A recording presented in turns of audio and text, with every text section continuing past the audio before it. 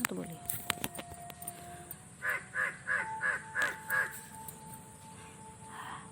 Hello दोस्तों, आज मैं आप सब के लिए एक नई और सच्ची घटना लेकर आई हूँ।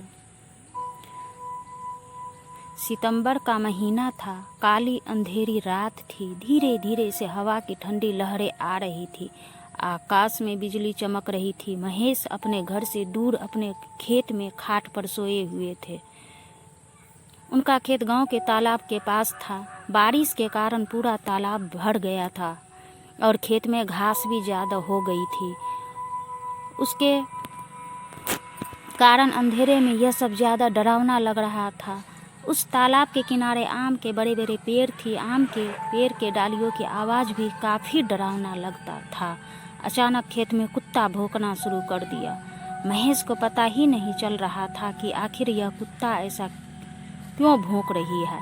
उन्हें लगा कि शायद ठंडी हवा के कारण यह कुत्ता ऐसा कर रही होगी। इसीलिए महेश ने खेत में चिमनी जलाई।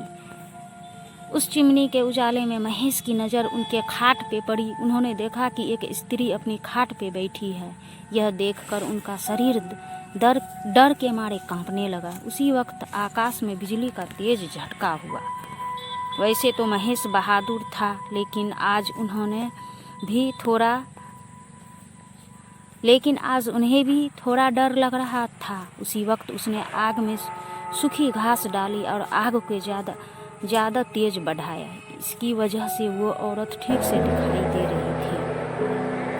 महेश आग तापने के साथ बैठे बैठे ही आवाज़ लगाई, कौन है? पर सामने से कोई प्रतिक्रिया नहीं मिली।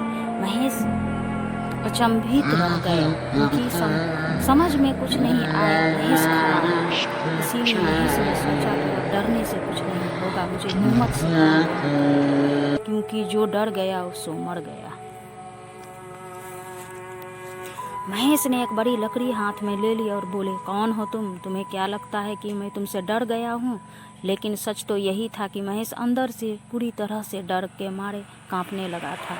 महेश का यह गुस्सा वाला रूप देखकर वह स्त्री खड़ी हो गई और जोर से बोली, क्या तुम मुझे से नहीं डरते हो? महेश ने हिम्मत की और बोला, यहाँ से चली जाओ, वरना यह लाठी से मार मार के तेरा सिर फोड़ दूंगा। इतना ही बोलता महेश ने लाठी उठाई और उसी वक्त उस औरत ने आवाज़ लगाई, अब तू मुझे मेरे ही घर से बाहर निकालेगा? यहाँ पर तो मेरा बचपन गुजरा है। यह मेरा ही घर है। मैं यहाँ सालों से रह रही हूँ। यह सुनकर महेश का डर और गुस्सा दोनों ही शांत हो गया। उन्हें लग रहा था कि मेरे सामने जो औरत खड़ी है उसे मैं जानता हूँ। उसकी आवाज़ भी जानी पहचानी लग रही थी। महेश सोचने लगा कि आखिर यह औरत है कौन? अगर मैं इस औरत को जानता हूँ तो आखिर यह इतनी भयानक और विकराल रूप में क्यों है? अचानक, अरे यह तो सपना है, मेरी बड़ी बहन। बचपन में मैं और सपना साथ में ही खेत में चारा काटने का काम करते थे। अब महेश को पूरी बात समझ में आ गई। यह सपना के बचपन की बात है। जब सपना 8 साल की थी तब इसी खेत में गांव के कुछ बच्चों के साथ खेल रही थी। दूसरे बच्चों की तरह सपना भी पेड़ पर चढ़कर एक डाल से दूसरे डाल पर छलांग लगा रही थी। अचानक सपना जिस डाल पर बैठी थी वह डाल टूट गई और सपना मुंह के बल नीचे गिर गई। यह देखकर सारे बच्चे डर के मारे चिल्लाने लगे। बच्चों के चिल्लाने की आवाज़ सुनकर बड़े लोग वहां पहुंचे और सपना को उठा के अस्पताल ले गए। लेकिन जब तक काफ़ी देर हो चुकी थी, सपना की मौत हो गई थी। महेश को ये सारी बातें याद आ गई और वह सीधा सपना के पास जाके रोने लगा। जब यह बात गांव वालों को पता चली तो सारे गांव वाले चौंक उठे थे। वास्तव में वह सपना ही थी। गांव के एक बड़े बुजुर्ग ने कहा कि जब सपना की मौत हुई थी तो तब वह एक बच्ची थी, इसीलिए उसे बालक समझ के उसे दफनाया गया था। लेकिन वास्तव में उसकी अंतिम संस्कार करने की ज़रूरत थी। इसीलिए सपना की आत्मा आज तक भटक रही है। महेश ने तुरंत ही सपना को जहाँ दफनाया गया था वहाँ से उसे निकाला। किसी की भी हिम्मत नहीं हो रही थी कि कोई उसके पास भी जा सके।